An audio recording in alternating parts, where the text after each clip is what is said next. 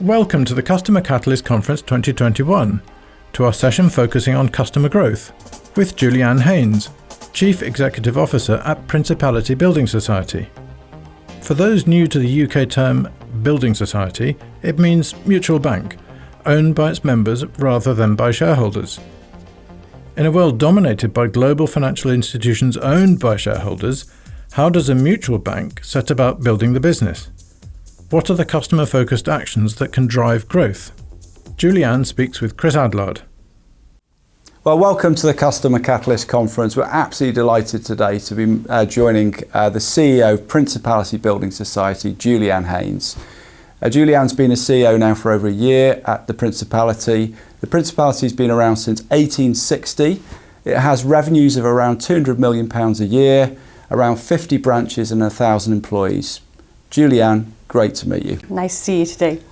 So, Julianne, can you tell me a little bit about your role, how you became the CEO of Principality Building Society? Yeah, well, I've been CEO for 12 months now, so I've got responsibility for running the day-to-day operation, setting the strategy, working with the board really on the longer term and making sure that, we're giving our members everything that they need and that we can continue to write the chapter of the next 160 years really. So the responsibility is not just for today, but it's for making sure that we're looking after those future members' needs as well.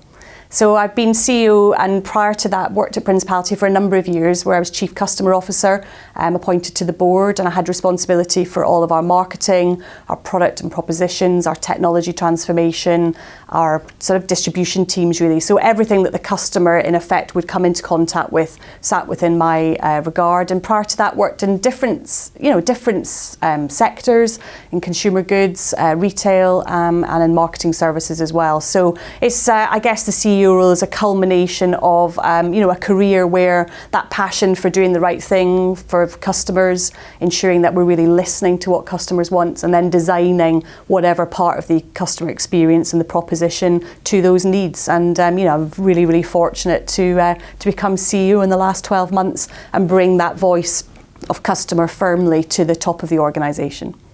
Well, that's an impressive track record, and it's great to meet you. So one of the things that we always wonder about at the Customer Catalyst is how do you balance the short-term pressures that you have as a CEO in terms of revenue, regulatory demands, those kind of things, with providing that more medium-term customer experience and therefore driving a more sustainable form of growth? Yeah, I mean, I'm very fortunate working in a mutual in that clearly my stakeholders, my primary stakeholders are members, they own the organisation. So the business model does support that aim of trying to look more for the long term. Short-term profitability and results are clearly important, but ultimately we can make decisions for the right long-term interest. And in my experience, businesses that are too focused on short-term, generally speaking, make less suboptimal decisions. So that I guess that's an important part of the role, is that sort of longer term thinking. But I think, as I say, all of the research that I've ever done says that the more you can focus on building longer term relationships with customers, recognising that their needs change, that they adapt and what they're there for looking for organisations, that's really important as well. So there is a balance. My sense is over the past sort of 10 years at Principality, we've been very focused on growth. So we've still taken that longer term view, and that's probably meant that we've invested much more than maybe an organisation that was looking for short term profitability. But that longer term piece has enabled us to double the size of our balance sheet. We're at £11 billion of customer savings and mortgages, and that's doubled over the past 6 years. It's meant that we've built really strong regulatory relationships because we've explained to them what our strategy is about, and we've invested in terms of technology and customer experience and ensuring that we really think about what's the right experience we want customers to have in order that they'll recommend us. And that's sort of really translated into higher colleague advocacy and also higher customer advocacy. And I see those two things really about the foundations of ensuring that longer term strategy starts to pay off. Fantastic. And, you know, all the things that you touched on there, we talk about in the Customer Catalyst. Ultimately, it's about advocacy growing your business rather than you as a company in its own right trying to do that. That's right. So you mentioned very early on, Julianne, about how you listen to customers real time. And it seems to me that's a very important part of the culture at Principality. Can you just unpack that slightly and just explain how you do that? Yeah, we've got two sort of main types of feedback, I suppose. What I call the more formal feedback. So that's where we would engage in lots of customer research. We utilise human-centred design when we're working on new technology projects to bring the sort of technology people to the customer to hear what the needs are. It's about our Net Promoter Score monitoring. So at most interactions, we will ask customers for feedback, and that feedback goes directly to the colleague who's actually served rather than back to some sort of faceless marketing department, and then the colleague doesn't get it for 3 months or something like that. So that therefore, really gives us a rich view of whilst we're shaping our products and shaping our experiences, we do that. But I think the second part is equally important, the more informal feedback. So if that's about us engaging in what we call member talkback sessions, we'll invite people either digitally or to somewhere in a local community to come and meet the executive, meet the senior team. We engage in conversation. They ask us lots of difficult questions, and that goes through to the heart of the mutual model. The accountability to the member really is so important. So they vote me in every year or they can choose not to. So getting that voice about what their priorities are and hearing that and then being able to really triangulate that within the more formal feedback is so important. And then it's about ensuring that whether it's from a colleague reward perspective, remuneration, all of these things line up to ensure that every colleague recognises the value of customer advocacy. So Net Promoter Score has been in our variable pay schemes for a number of years, and we talk about colleagues sharing in our success as an organisation. So that day by day there's a natural conversation taking place in the organisation about feedback by channel, by product type, by sort of individual branch, by colleagues. So all of these things just create that sort of ongoing dialogue and drumbeat about how important it is. And then I think the final thing I'd say is when we have invested in looking at things like efficiency and effectiveness, we really say, well, what really matters to customers? So trying to hardwire in design so that we make sure that we're literally writing down why are people ringing, what's the reason for that, and actually trying to ensure that then we're monitoring that over time at a sort of operational level. That then gives you that foundation that then says, have we got that process and journey really optimised across both a colleague perspective, so they're not wasting their time, they're working on things that truly add value, but also ensure that then we're hearing what the customer thinks of that live. And so that's another important part of kind of the overall framework. It's very interesting that when you look at voice, it's not just a one-time effort. And, many companies run an NPS survey. As you say, they might look at the results every 6 months when it's kind of gone way beyond the feedback that was originally provided. And that feedback is provided directly to the employee with whom the customers had the interaction. You're looking at real-time feedback sessions with your customers from a digital experience point of view. So it feels very much aligned to the mutual approach. You are serving the customers. That's how you operate as an organisation. I wonder if there are many lessons that your organisation could bring to others as well in that regard. So on that point, interestingly, obviously Principality has been around since the 1860s, 150 years, I guess, at least. How do you balance that kind of traditional approach, the kind of interaction through the branch, with the fact that now the fintechs are disrupting the industry? You need to have a digital experience that's absolutely A1. How do you balance those two things? Yeah, I think ultimately it's about knowing the different customer segments and what you're really looking to offer into those segments and what those different types of customers want. And ultimately we have a large group of our members who are very traditional, loyal savers. They've come into branches for a number of years. They have that really face-to-face experience, and that's what is the service that really wins us awards, if I'm honest, is that much more face-to-face experience. So I guess as we've recognised though that back to my point right at the top, I've got responsibility not just for today's members but for ensuring that I look after the needs of future members. That's written into our constitution as an organisation. So that means that we've absolutely been investing in technology, and our digital strategy is about trying to bring the best of the face-to-face experience into the digital experience. That's how we would talk about it. So if that's about personalization, if it's about ensuring that if people need help, we get them to that face-to-face, or we get them to the person at the end of the phone as quickly as we can, so that all the channels work really well together. We've invested in technology in terms of our branches. So if you walk in, the sort of, if I went back 5 years ago into any bank or building society, one of the big things is I want to speak to a mortgage advisor. You can see somebody in 3 weeks. That's the day they come to this branch in this local community. And what we've done is invested in technology, which means you can walk into your local branch, and through sort of FaceTime technology and video conference technology, you can then speak to a mortgage advisor, really within a matter of minutes. And they could be located anywhere in any of our branches, or indeed in our head office. I guess prior to COVID times when we had lots of colleagues in our head office. So that real thoughtful view about how do you bring what we're known for, what we stand for, into our digital experience, and then how do we make sure that even the face-to-face experience, we're maximising the role that technology can play, because ultimately over time I'm sure there'll be much more convergence of channel experience. And whilst we've still got a long way to go, and I'm not in any way complacent about the challenges, then I know that this phase of learning and trialling and testing are really, really important. And that's why we take part in a FinTech Foundry here in Wales. We've got a thriving FinTech environment locally, and we partner with organisations to really just trial and test and learn and get feedback from colleagues. We've just done a big piece of work on a new green product, recognising the challenges of sustainability, and we'll be testing that with colleagues and then in time with customers. So it really very much goes to the heart of trying to balance all of those different needs from the different segments, and having a strategy that encompasses all of that through all of the different channels. Great. I know that in other interviews that you've done, Julianne, you talk a lot about the challenges of technology. It's I guess in some ways it's a blessing and a curse.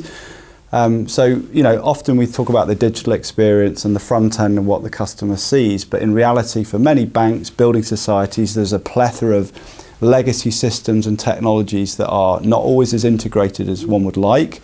How do you, what's the plan at Principality for bringing those systems together, and how does that help improve the customer experience? Yeah, I mean, we're sort of 4 years into what I call a major replatforming, and that's not just about the front end experience. It's absolutely about investing in the architecture so that we get an architecture that's much more streamlined and simplified, and that therefore means as we start to make change, the cost of that change reduces, and we can pick up agility and speed.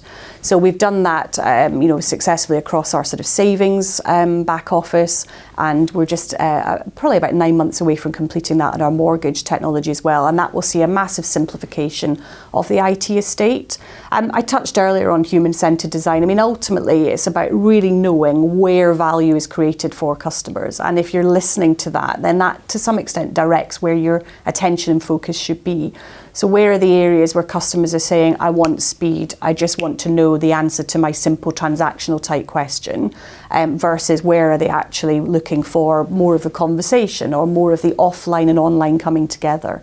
So we very much utilise that human-centred design, getting the technical people, the business people, the customer-facing colleagues and members together to really think about what is that experience and where can we add value. So we're at the early days of it, even in savings. We've rolled the technology out. We're in that sort of frequent release cycle that I suppose was but a dream 18 months ago. But really now that foundational piece, what I'm aiming for is that over the next sort of 3 years, we'll really start to see more and more customer innovation coming in to really try and help that experience. So I think you have to recognise you can't run before you can walk. You need to get the foundations in place. And I think, ultimately it's about, again, back to trying to solve those longer term problems that slow you down.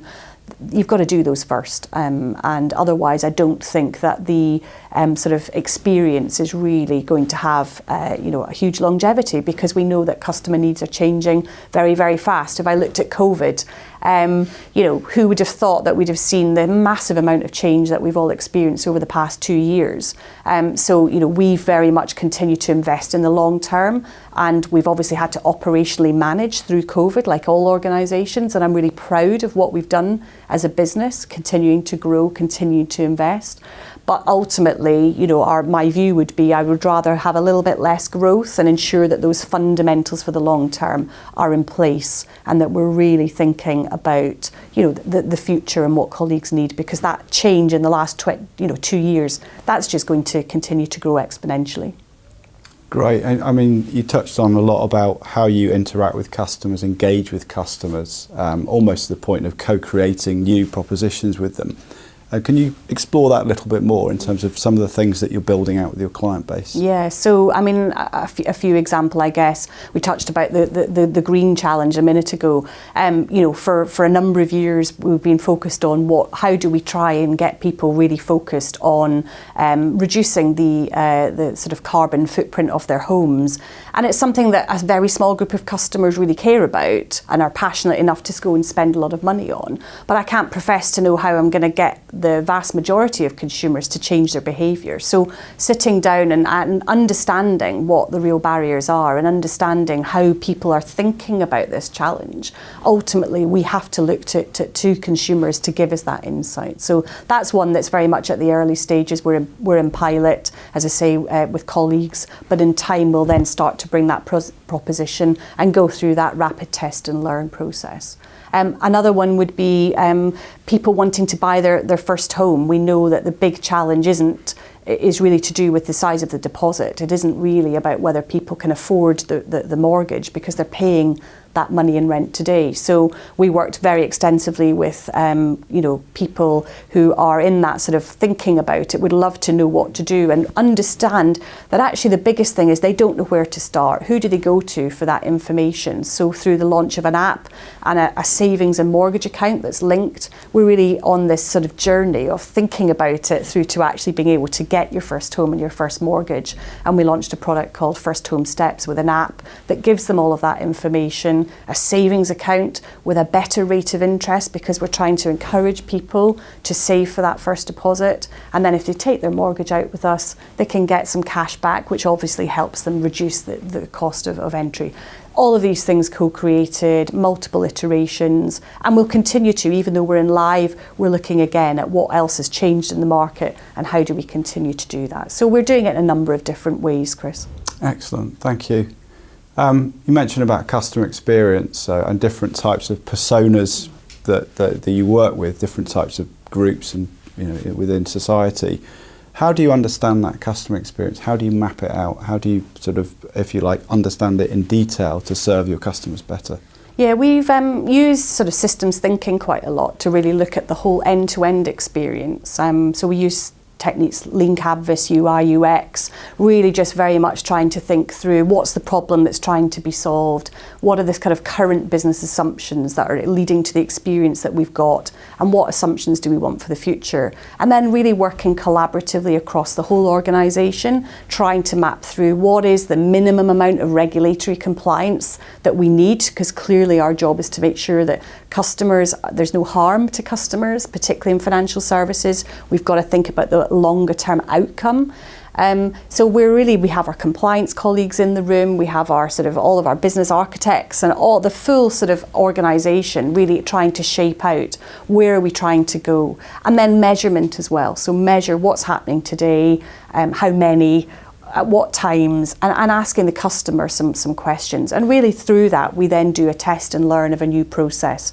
So we'll have a small group of colleagues then who take that new journey sort of live, and then in time, as we gain experience and data as to what's worked, we'll then roll more colleagues into that, so that in time then the whole team is working in the new way. So it's quite a systematic approach. It's data-led, and it's very much about looking through the whole customer journey, rather than traditionally we've tended to look in bits at more functional silos. And we all know colleagues and customers don't really care about silos, right? They want to look at the whole experience. So that sort of systematic approach has really led to some impressive results. You know, I talked earlier about us doubling the size of our balance sheet and the number of mortgage customers we've got. We haven't had to put in double the cost of colleagues and, you know, and actual people into our organisation to be able to manage double the customers, because we've looked to really drive out the waste in the organisation, improve the colleague experience and the customer experience, and achieve growth. So it's really been quite a win-win approach. But it's taken a lot of energy and effort. And again, what you see in time as new change comes in, sometimes we don't always get that right. So I'm spending a lot of time myself looking at how does the executive team work and how can we make sure we're supporting that agenda from the top. And, you know, again, I can see there's some really great opportunities for us to improve and to learn. Great. It's funny how there are certain visionaries in the industry that have said the future of an organisation is not based around the silos of the company, it's based on the journey that customer takes. And it seems like the approach you're taking is very much aligned to that, making sure that each department is understanding their role in the journey, and presumably that's both online and offline. That's right. It's not just a digital thing. No, that's right. And then you alluded to the next point, which is, as well as providing a great customer experience, cutting across all the silos, what's the outcome for the customer? And the fact that you've doubled your balance sheet would suggest that you're able to sell new things to existing clients, you know, as a means of growth. So what are the kind of outcome or success measures that you look at Principality? So clearly, I mean, like any CEO, you've got quite a wide sort of set of measures, and working in financial services, a number of those are around our capital, our liquidity, making sure that we're really, you know, we're a safe organisation. The primary need of somebody putting their savings into Principality is that we're going to look after their money for them. It could be their life savings. So that's a very important part of our sort of balanced scorecard. But then if I come through that, really, it's about, did the customer get the right product that suited their needs at that time? And we look at outcomes, and we look through the journey to make sure that at all of the times that our colleagues are talking, or if there's a digital intervention, then did we ensure that the colleague really helped support the customer to get the right product, and it was sold in the right way, and that, you know, we ensured that if there was a complaint to make, we dealt with that complaint. So there's a big piece of work around outcomes, and that's about compliance, but it's also about just doing the right thing. And then I touched on earlier, you know, colleague advocacy is really important. So we look at, we take part in the Great Place to Work survey, which is a UK-based survey, and we're 8th in the super large category in terms of colleague engagement in the UK, and we've seen that increase year on year. But it's not really about the headline, it's really more about what are colleagues telling us, where are we improving, how do we build the right culture to support the strategic aims of the organisation, but ultimately the customer piece. And then, of course, from a growth and revenue perspective, so, you know, really understanding the kinds of impact that we're having to our customers, to our communities as well, because as a community-based organisation, it's really important that we're not only looking at this from a financial Principality perspective, but we're looking at, are we helping to build a fairer society where there is more inclusion, where people don't feel that they're excluded from the sort of financial services and the products that we know will help them in the long term. So there's a whole range of measures there that we're looking at. And ultimately what we say to all of our colleagues is, you know, obviously profit is important because it helps us to reinvest in our proposition. It helps us to give better rates, and we do against the high street. It helps us to ensure that we are sustainable in the long term in terms of our capital. So profits is very important to us, but as is growth, as is net promoter score, and as is sort of colleague advocacy. And I'd say in summing up, those are probably the sort of the key measures that we talk to colleagues about on a monthly basis. Great. So, and that touches very much on the culture of the organisation, a customer-led organisation with a huge philanthropic bias around, you know, much broader than just, this isn't just about financial products, this is about financial inclusion and empowerment of different communities as well. So can you just touch a little bit more on that culture side of things? How is it you make your employees feel like they're building this customer-led culture? Yeah, it's listening. I think it's a massive strength of any manager or leader to truly listen and understand what their teams are saying, what's getting in the way, what's slowing people down, and then thinking, how can we solve that? How can we improve that? And that helps through a diversity and inclusion lens. I mean, obviously, first female CEO that Principality's had in 160 years. Disappointing that that's the bit that the local papers want to talk about. But actually, we know from a culture perspective, the more people feel heard, then the more likely they are to feel that this is an inclusive organisation, and therefore the more likely we're going to represent the communities that we serve in terms of diversity. And then, my big piece is tell people what you've done. So it's really important that colleagues know if we have listened, if we have taken action, then what is that delivered through? And again, that real investment in colleague well-being, in that sort of colleague sort of communications, CEO, I do CEO questions, I meet every new person that joins our organisation, all of these things, they're very deliberately about trying to ensure that the tone from the top is felt the whole way through the organisation. So again, it's not a haphazard, it's very much part of our plan, it's very much part of what we are about. We try and have that sort of family feel to the organisation where the CEO door is always open, and that would be true of any of our senior management team. And investing then in colleagues to make sure that they know that they can develop. It's fantastic. The best bit about being CEO is almost explaining my personal growth and journey, because hopefully what it does is let others see that it is possible.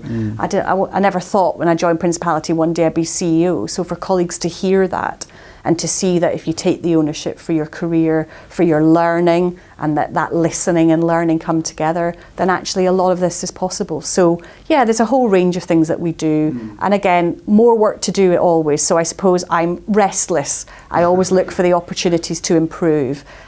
Celebrate where we are, yes, but always recognise that there's always opportunities to improve. Great, thank you. So obviously advocacy is a big topic for Principality, employee advocacy and customer advocacy. Do you have any super fans of Principality, customers that would absolutely rave about the organisation, shout from the rooftops? Yeah, it's a great point. We hear a lot about our super fans in terms of particularly through our branches. So I think those people that are living in our communities who are seeing the difference we make on the ground, whether that's going into local schools, whether it's about supporting the local rugby team, whatever it is, then we absolutely hear that. And I see that in terms of the letters and emails I get from our customers. I feel that whenever I'm doing a member event, when I'm walking into branch and people saying, please don't close my local branch. Well, why would I, on the basis of the feedback that we get and the fact that actually when competitors close, it's good for my business because people then want to come in and talk to us. So yeah, we absolutely do have those super fans. But the one lovely thing about the mutual model is one member, one vote. So everybody gets treated the same way. And every day there's an opportunity to create, say, super fans. And that's really very much what we talk to our colleagues about as well. So on the phone, digitally, anytime a secure message lands through from our digital online banking, then again there's an opportunity there to make sure that you're really going above and beyond. And presumably in this move to digital, there is an increasing number of digital super fans as well as those that are in the branches at Principality. Yeah, absolutely. I mean, I think what we try to do, as I said earlier, is that sort of personalisation, that sort of a friendly face, really. And for me, that ability to be quick, to recognise that if I'm transacting digitally, it's because I want something immediately. I want that sort of quickness. Then we very much try and deliver that through that digital experience. Brilliant. Well, I think we're getting close to the end of the interview here, Julianne, but just a couple of final things. How do you define a healthy customer from a Principality perspective? That's really interesting, because our whole purpose is about helping people to prosper in their homes. And actually prosperity covers not just financial prosperity, it actually covers health and well-being as well. So we look very holistically at what that sort of health of a customer is. We want people who are, clearly coming in and talking to us, whether that be through digital, whether that be through our branches. We want people who will advocate and recommend for us, and we will want people who are loyal to us. And that's very much for us the sort of the way that we think about customer sort of success. Brilliant. And then how, finally, your engagement process with clients. You talked about digital, in person. Are there any sort of programmatic activities that you do with your customers to really, if you like, work that relationship harder? Yeah, I mean, we very much, whether it's through our sort of campaigns, targeting media, whether it be through our sort of email, whether it be through the invites to events, so whether that's a local branch event or whether that's meeting the board of the society. We've got a whole host of things that we do to really try and build that engagement and try and make sure that we're continuing that ongoing conversation with members. Great. Julianne, it's been an absolute pleasure. Thank you so much for your time. It's been a real insight into how this organisation is running, and congratulations on your promotion from CCO to CEO, and may Principality continue to grow from strength to strength. Thank you.